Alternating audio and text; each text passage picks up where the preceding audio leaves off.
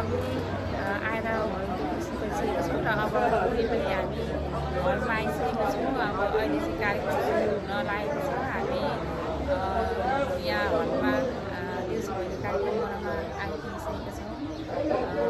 एकदमै धुमधाम साथ मनाउनेछौँ। हामी यहाँ गेटबाट छिरिसकेका छौँ। अब भित्रतिर लाग्दैछौँ र म अनि मेरो परिवार आइसकेका छौँ। दीपावलीको तथा उज्यालो दीप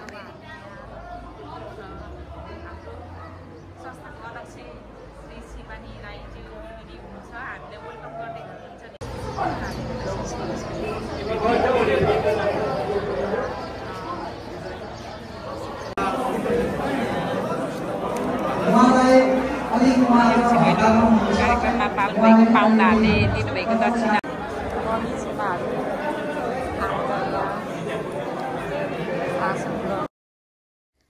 अहिलेको झलक भनेको संस्थाको अध्यक्ष श्री शिवानी राईज्यूलाई यस कार्यक्रममा फेटा लगाएर सम्मान गराउँदै हुनुहुन्छ यस कार्यक्रममा। र अब कन्टिन्यू अन्य कार्यक्रमहरू पनि हुँदै जानेछ र यस कार्यक्रममा उहाँलाई फेटा लगाएर जुन सम्मान गर्दै गरेको यो झलक हजुरहरूसँग सेयर गर्न चाहे। किरात राई यायखा प्रारम्भिक कमिटी आस्पोट केनको चाहिँ यो अर्गानिक देउसे भैलो कार्यक्रम सुरु भयो। अब हेर्नु होला है। धन्यवाद।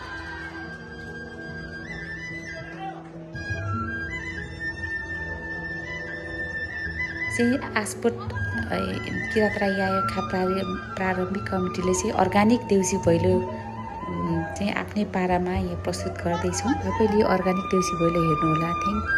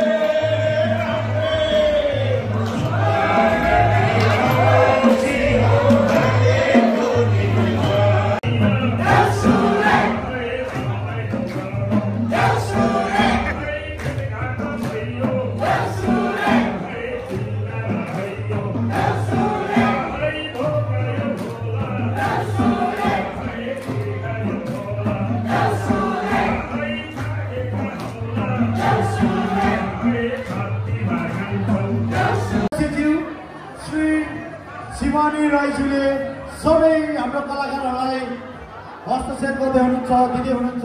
किरात राई यायखा प्रारम्भिक कमिटी आस्पोट केनले यो सालको देउसी भैलो कार्यक्रम मिति 11 अक्टोबर 2025 को दिनमा चाहिँ आस्पोटको सेन्ट साइमन हलमा चाहिँ भव्य रूपमा देउसी भैलो कार्यक्रम समापन गरी कार्यक्रमको अन्त्यमा चाहिँ सम्पूर्ण किरात राई यायखामा आबद्ध सम्पूर्ण कलाकारहरूले आफ्नो आफ्नो किसिमको प्रस्तुतिहरू दिनुभएको थियो र देउसी भैलो कार्यक्रम ग्रुपिङमा एकदमै भव्य रूपमा सफल भएको थियो र सम्पूर्णलाई कलाकारज्यूहरूलाई उहाँले चाहिँ एप्रिसिएसन प्राइजहरू वितरण गर्नुभए सम्पूर्ण कलाकारहरूलाई चाहिँ उहाँहरूको शिर उच्च रहोस् भन्ने सम्मान हौसला सहयोग प्रदान गर्नुभएको थियो र उक्त कार्यक्रममा सम्पूर्ण एडल्ट लगायत बच्चाहरू युथहरू भनौँ न सम्पूर्णले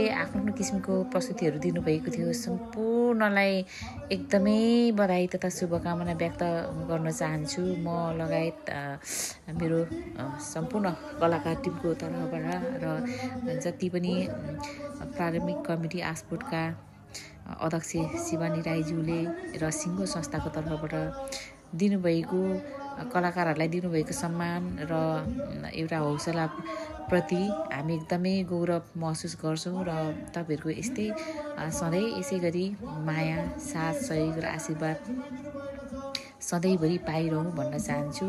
र एकदमै सुन्दर भएको थियो। एकदमै विभिन्न क्षेत्रबाट विभिन्न संस्थाहरूबाट अतिथिज्यूहरू पाल्नुभएको थियो भने नेपालबाट पाल्नुभएको कलाकार चर्चित कलाकार हुनुहुन्छ उहाँ पदम राईज्यू। उहाँ भोइस अफ नेपाल सिजन 4 का फाइनलिस्ट हुनुहुन्छ र उहाँलाई पनि यस कार्यक्रममा हामीले समावेश गर्ने र उहाँको प्रस्तुतिहरू हेर्ने एकदमै हामी आतुर थियौँ। उहाँलाई पनि यस कार्यक्रममा समावेश गरी उहाँको प्रस्तुतिसँगै एकदमै रमाइलो गरी कार्यक्रममा रमाइलो गर्ने अवसर जुर्यो। अनि उहाँलाई पनि एकदमै बधाई तथा शुभकामना व्यक्त गर्न चाहन्छु र एकदमै कार्यक्रम राम्रो भएको थियो। एकदम रमाइलो भएको थियो। यो झलक हजुरसँग सेयर गर्न चाहे। धन्यवाद।